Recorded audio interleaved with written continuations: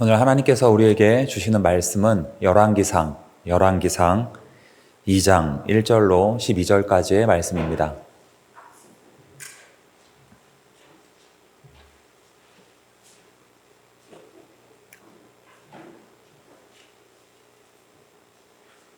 구약 성경 511페이지 열왕기상 2장 1절로 12절까지의 말씀. 제가 한 절, 우리 성도님들이 한 절 교독으로 보시겠습니다. 제가 먼저 읽겠습니다. 다윗이 죽을 날이 임박하매 그의 아들 솔로몬에게 명령하여 이르되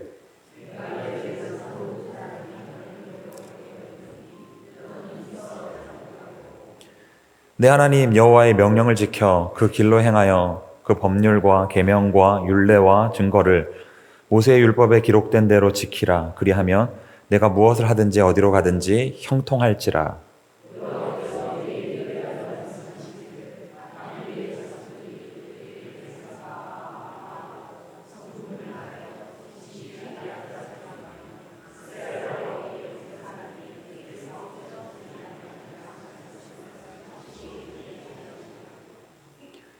스루야의 아들 요압이 내게 행한 일, 곧 이스라엘 군대의 두 사령관 넬의 아들 아브넬과 예델의 아들 아마사에게 행한 일을 내가 알거니와 그가 그들을 중여 태평 시대에 전쟁의 피를 흘리고 전쟁의 피를 자기의 허리에 띤 띠와 발에 신은 신에 묻혔으니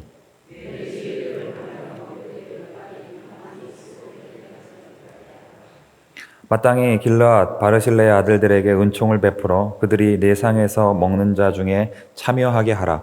내가 내 형 압살롬의 낯을 피하여 도망할 때에 그들이 내게 나왔느니라.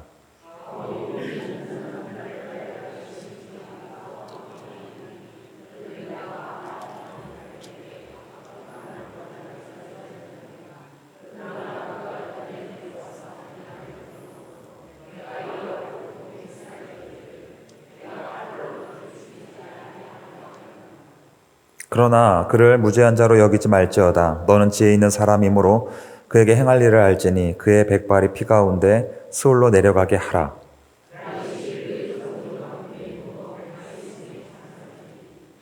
다윗이 이스라엘의 왕이 된 지 40년이라. 헤브론에서 7년 동안 다스렸고 예루살렘에서 33년 동안 다스렸더라.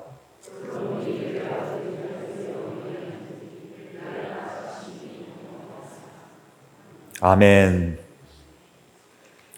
오늘도 하나님께서 말씀을 통해 저와 여러분에게 은혜 부어주실 줄로 믿습니다. 오늘은 다윗의 유언이라는 제목으로 하나님의 말씀을 나누겠습니다. 오늘 본문은 다윗의 마지막 유언입니다. 다윗은 아들 솔로몬에게 마지막으로 무엇을 유언했을까요? 그 유언의 내용은 무엇이었을까요? 오늘 본문을 통해서 다윗의 유언 내용이 무엇이었는지 살펴보도록 하겠습니다. 오늘 본문 1절과 2절을 보시겠습니다. 다윗이 죽을 날이 임박하매 그의 아들 솔로몬에게 명령하여 이르되 내가 이제 세상의 모든 사람이 가는 길로 가게 되었노니. 이 부분이 중요합니다. 세상의 모든 사람이 가는 길로 가게 되었노니. 세상의 모든 사람이 가는 길로 가게 되었노니. 무슨 말씀입니까? 사람은 다 죽는다는 거예요.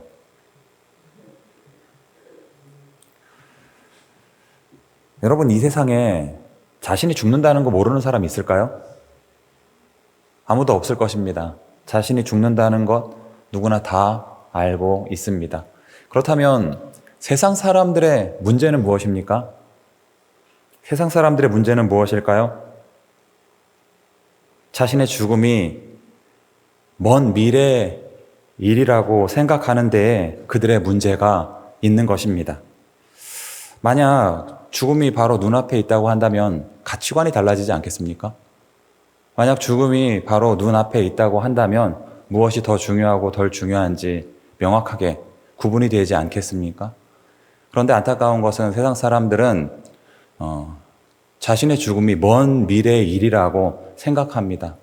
그래서 잘못된 가치관을 가지고 살아갑니다. 그래서 무엇이 더 중요하고 무엇이 덜 중요한지를 구분하지 못합니다. 그래서 이 인생이 정상 궤도에서 벗어나 혼돈의 카오스가 되는 것입니다. 전도서 7장 4절은 이렇게 말씀하고 있어요. 지혜자의 마음은 초상집에 있으되 우매한 자의 마음은 혼인집에 있느니라. 같은 맥락에서 전도서 7장 2절은 이렇게 말씀하고 있습니다. 초상집에 가는 것이 잔치집에 가는 것보다 나으니 모든 사람의 끝이 이와 같이 됨이라. 산자는 이것을 그의 마음에 둘지어다. 이 전도서 7장 2절을 세 번역으로도 읽어드리겠습니다. 한번 잘 들어보십시오. 초상집에 가는 것이 잔치집에 가는 것보다 더 낫다. 살아있는 사람은 누구나 죽는다는 것을 명심하여야 한다. 여러분, 전도서는 왜 이런 말씀을 하고 있는 것일까요? 사람들이 자신의 죽음이 먼 미래의 일이라고 생각하기 때문입니다. 그래서 잘못된 가치관을 가지고 살아가기 때문입니다. 그래서 무엇이 더 중요하고 덜 중요한지를 구분하지를 못하기 때문입니다. 그래서 인생이 정상 궤도를 벗어나 혼돈의 카오스가 되기 때문입니다. 전도서는 그런 인생들을 향하여 지금 이렇게 말씀하고 있는 거예요. 기회가 되는 대로 초상집으로 가라. 초상집으로 가서 죽음이 눈앞에 있음을 인식해라. 그래서 바른 가치관을 가지고 살아가라. 그래서 무엇이 더 중요하고 덜 중요한지를 구분해라. 그래서 인생이 혼돈의 카오스를 벗어나 정상 궤도로 돌아오게 해라. 우리가 너무나도 잘 아는 이야기입니다. 잘 안다고 해서 중요하지 않은 게 아니에요. 여러분, 이 이야기가 얼마나 중요한지 모릅니다. 우리는 이 이야기를 아는 것에 그쳐서는 안 돼요. 이 마음에 새기고 또 새기고 또 새겨야 하는 것입니다. 어떤 부자가 있었어요. 그 부자가 곡간을 크게 지었습니다. 그리고 그 곡간에다 곡식을 가득 채웠어요. 그 곡간을 바라보면서 그 곡식을 바라보면서 이렇게 생각했어요. 남은 여생 마음껏 먹고 마시고 즐기면 되겠구나. 그런 부자를 향하여 하나님께서 뭐라고 말씀하셨어요? 오늘 밤 내 영혼을 도로 취하리니 내 준비한 것이 누구의 것이 되겠느냐. 여러분은 부자가 곡간을 크게 지은 이유가 뭐라고 생각하세요? 그 곡간에다가 곡식을 가득 채운 이유가 뭐라고 생각하십니까? 물질이 최고다. 물질적인 가치관을 가지고 있었기 때문입니다. 그럼 부자를 향하여 하나님께서 뭐라고 말씀하십니까? 너 오늘 밤 죽어. 죽음이 눈앞에 있다고 말씀하고 있는 거예요. 그 죽음 앞에서 물질은, 돈은 최고의 가치가 될 수 없다는 거예요. 그 죽음 앞에 더 중요한, 더 귀한 가치가 있다는 그러한 말씀입니다. 그렇습니다. 죽음이 바로 눈앞에 있음을 알게 되면 바른 가치관을 갖게 됩니다. 죽음이 바로 눈앞에 있음을 알게 되면 뭐가 더 중요하고 덜 중요한지를 구분하게 됩니다. 그래서 인생이 혼돈의 카오스를 벗어나 정상궤도로 돌아오게 되는 것입니다. 우리는 지지난 주일 오후에 교회 오빠라는 영화를 보았습니다. 그 영화의 주인공은 죽음을 목전에 두고 세 가지에 집중을 했어요. 무엇에 집중했을까요? 첫째, 하나님에게 집중했습니다. 그래서 그가 예배와 기도와 말씀에 매진했던 거예요. 두 번째, 무엇에 집중했습니까? 가족에게 집중했습니다. 그래서 되도록 가족들과 많은 시간을 보내려고 노력했던 거예요.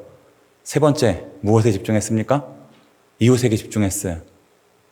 그래서 몸이 아픈 중에도 카페 활동을 통하여 많은 환우들에게 물심양면으로 사랑을 베풀었습니다. 그분이 임종 직전에 아내를 향해서 했던 말이 우리의 귓전을 때립니다. 뭐라고 말했습니까? 아내에게 뭐라고 말했어요? 더 사랑하지 못해서 미안해. 더 사랑하지 못해서 미안해. 그는 죽음을 눈앞에 두었을 때 세상의 가치를 추구하지 않았어요. 최고의 가치인 하나님 사랑과 이웃 사랑 실천에 매진했습니다. 그렇습니다. 죽음이 눈앞에 있음을 알게 되면 바른 가치관을 갖게 됩니다. 죽음이 눈앞에 있음을 알게 되면 뭐가 더 중요하고 덜 중요한지 구분하게 됩니다. 그래서 인생이 혼돈의 카오스를 벗어나 정상궤도로 돌아오게 되는 것입니다. 전에 나누었던 이야기인데 우스갯소리이지만 그 메시지는 결코 가볍지가 않습니다. 어떤 사람이 친구가 이사를 해서 집들이를 갔어요. 집들이를 갔더니 아파트인 거예요. 화장실도 실내에 있었습니다. 얼마나 부러웠는지 몰라요. 왜냐하면 자기 집은 화장실이 밖에 있고 그것도 재래식 화장실이었기 때문입니다. 그는 그 이후로 열심히 몇십 년 동안 돈을 모아서 아파트로 이사를 갔습니다. 화장실이 실내에 있는 아파트로 이사를 갔어요. 얼마나 행복했는지 모릅니다. 그 이후에 또 다른 친구가 이사를 해서 집들이를 갔어요. 이번에는 더 넓은 평수의 아파트였습니다. 화장실 무려 2개였습니다. 얼마나 부러웠는지 모릅니다. 자기 집은 화장실이 하나밖에 없어서 아침마다 화장실을 차지하기 위한 쟁탈전이 벌어지는데 여기는 화장실이 2개인 거예요. 그 이후로 그는 몇십 년 동안 또 돈을 열심히 모아서 더 넓은 평수의 아파트, 화장실이 2개인 아파트로 이사를 갔습니다. 그리고 나서 얼마 뒤에 그 사람이 죽었다는 너무나도 허망한 이야기입니다. 현대인의 모습을 여실히 보여주는 것 같지 않습니까? 우리 인생의 목표가 더 넓은 평수의 아파트로 이사를 가고 화장실 2개인 아파트로 이사 가는 것에 맞추어져 있다면 이 얼마나 허망한 인생입니까? 최소한 그런 인생을 살아서는 안 되지 않겠습니까? 그런 허망한 인생을 살지 않기 위해서는 어떻게 해야 할까요? 죽음을 인식해야 합니다. 그런 허망한 인생을 살지 않기 위해서는 어떻게 해야 할까요? 죽음이 바로 눈앞에 있음을 알아야 합니다. 그럴 때 바른 가치관을 갖게 되는 거예요. 그럴 때 뭐가 더 중요하고 덜 중요한지를 구분하게 됩니다. 그럴 때 인생이 혼돈의 카오스를 벗어나 정상 궤도로 돌아오게 되는 것입니다. 그럴 때 최고의 가치인 하나님 사랑과 이웃 사랑에 매진하는 믿음의 삶을 살아낼 수가 있는 것입니다. 이후로는 시시각각 다가오는 죽음을 바라보며 하나님 앞에 가치 있고 의미 있는 삶을 다 살아낼 수 있기를 우리 주님의 이름으로 축복합니다. 그런가 하면 다윗의 2번째 유언의 내용은 바로 이것이었습니다. 오늘 본문 3절을 보시겠습니다. 내 하나님 여호와의 명령을 지켜 그 길로 행하여 그 법률과 계명과 율례와 증거를 모세의 율법에 기록된 대로 지키라. 그리하면 내가 무엇을 하든지 어디로 가든지 형통하리라. 여러분이 다윗이라면 자신의 뒤를 이어 왕이 될 솔로몬에게 무엇을 유언하시겠습니까? 뭘 유언하시겠습니까? 다윗은 솔로몬에게 내가 죽은 후에 나를 기념해야 한다. 그런 유언을 하지 않았어요. 내가 죽은 후에 나라의 영토를 더 넓혀야 한다. 나라의 영토를 더 확장해야 한다. 그런 유언을 하지 않았습니다. 내가 죽은 후에 나라를 경제적으로 더 번영하게 만들어야 한다. 그런 유언을 하지 않았어요. 내가 죽은 후에 나라를 군사적으로 더 강하게 만들어야 한다. 그런 유언을 하지 않았습니다. 다윗이 솔로몬에게 유언한 것은 오직 이 한 가지였어요. 무엇이었습니까? 하나님 말씀대로 살아라. 그럴 때 하나님께서 형통함의 복을 주실 것이다. 그렇습니다. 우리도 다윗처럼 자녀들에게, 후손들에게 세상의 유산이 아니라 물질적인 유산이 아니라 신앙의 유산을 물려줄 수 있어야 하는 것입니다. 조나단 에드워즈는 어렸을 때부터 목사인 아버지로부터 귀에 못이 박히게 이 말을 들었다고 합니다. 하나님을 경외하고 이웃을 사랑해라. 하나님을 경외하고 이웃을 사랑해라. 그는 부모로부터 그 신앙의 유산을 물려받아 미국에서 대각성 운동을 주도하고 신앙 부흥 운동을 일으킨 영적 거인이 되었습니다. 조나단 에드워즈는 그 신앙의 유산을 자신의 자녀들에게, 후손들에게도 물려주었습니다. 조나단 에드워즈 그 후손들 400명을 어떤 사람이 조사를 했는데 대부분이 목사로, 교수로, 법관으로, 의사로, 작가로 사회에서 예수 그리스도의 향기를 바라는 사명자의 삶을 살아냈습니다. 그렇습니다. 세상의 유산이 힘이 아니에요.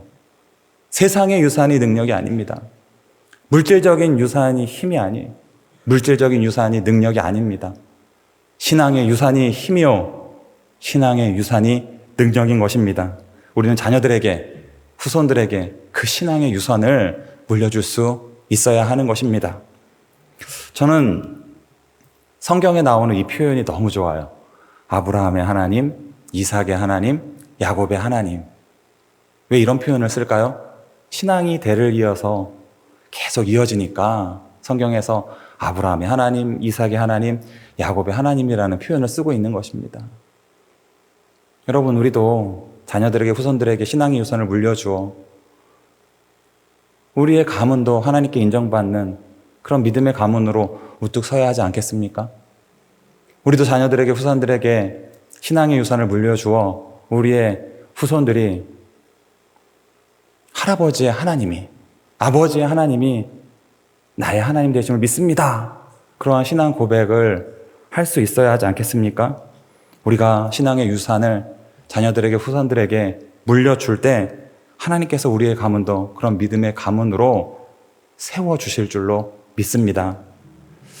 저희 어머니께서 저에게 마지막으로 남기신 유언과도 같은 말씀은 바로 이것이었습니다. 사람 의지하지 말고 하나님만 의지해라. 오직 하나님의 말씀대로, 하나님의 뜻대로 너에게 주신 목회의 사명을 완수해라. 어머님은 저에게 부자가 되어야 한다, 그런 말씀 하지 않으셨어요. 잘 먹고 잘 살아야 한다, 그런 말씀 하지 않으셨습니다. 큰 집을 소유해야 한다, 그런 말씀 하지 않으셨어요. 큰 자동차를 소유해야 한다, 그런 말씀 하지 않으셨어요. 큰 교회의 목사가 되어야 한다, 그런 말씀 하지 않으셨어요. 유명한 목사가 되어야 한다, 그런 말씀 하지 않으셨습니다. 사람 의지하지 말고, 세상 의지하지 말고 하나님 의지해야 한다. 아무리 어렵고 힘들더라도 너에게 주신 그 목회의 사명을 완수해야 한다. 어머니는 저에게 그 말씀을 하셨습니다. 저는 그런 신앙의 유산을 물려주신 어머니가 고맙고 감사합니다. 그 어머니의 유언과도 같은 말씀을 받들려고 해요. 그래서 부족하지만 하나님만 의지하려고 합니다. 부족하지만 어렵고 힘들어도 마지막까지 저에게 주신 그 목회의 사명을 완수하려고 합니다. 그것이 저에게 가장 큰 힘이요, 가장 큰 능력인 줄로 믿습니다. 사랑하는 성도 여러분, 우리가 이 세상의 돈, 권력, 명예, 인기, 평판, 그런 세상 가치들을 추구하면 우리의 자녀들은 우리를 보고 무엇을 배울까요? 집에 가서 자녀들에게 돈 이야기만 한번 해보십시오. 그 자녀들은 돈을 위해 살아갈 것입니다. 집에 가서 자녀들에게 공부 이야기만 해보십시오. 그 자녀들은 성공을 위해서 살아갈 것입니다. 집에서 자녀들에게 술을 먹는 모습을 지속적으로 보여줘 보십시오. 그 자녀들 어떻게 될까요? 이 세상을 살아갈 때 술을 의존하는 그런 사람이 될 수밖에 없습니다. 여러분 알고 계세요? 우리의 자녀들은 우리의 일거수일투족을 다 지켜보고 있습니다. 입으로는 신앙을 이야기하는데 삶으로는 신앙적인 삶을 전혀 살아내지 않는다면 우리 자녀들 어떻게 될까요? 위선자가 될 수밖에 없습니다. 우리가 자녀들에게 신앙의 유산 물려주기 위해서는 어떻게 해야 할까요? 세상을 사랑하는 마음, 이기적인 욕망, 욕구 다 내려놓아야 합니다. 자기를 부인해야 합니다. 그러한 연후에 하나님을 경외하고 이웃을 사랑하는 치열한 삶의 모습을 보여주어야 하는 것입니다. 그럴 때 우리의 자녀들이 부모의 하나님을 자신의 하나님으로 믿으며 올곧게 신앙의 길을 걸어가게 되는 것입니다. 이것이 바로 우리가 자녀들에게, 후손들에게 물려주어야 할 신앙의 유산인 것입니다. 꼭 그러한 삶 다 살아갈 수 있기를 우리 주님의 이름으로 축복합니다. 기도하시겠습니다. 하나님 아버지, 오늘도 귀한 말씀 허락해 주셔서 감사합니다. 주신 말씀대로 저희들 입으로는 죽음을 의식하며 믿음의 삶을 살아내게 하여 주옵소서. 그리하여 우리의 삶이 자녀와 후손들에게 영적 이정표가 되게 하여 주옵소서. 오늘도 귀한 말씀 허락해 주신 것을 감사드리며 이 모든 말씀 우리 주 예수 그리스도의 이름으로 기도드리옵나이다. 아멘.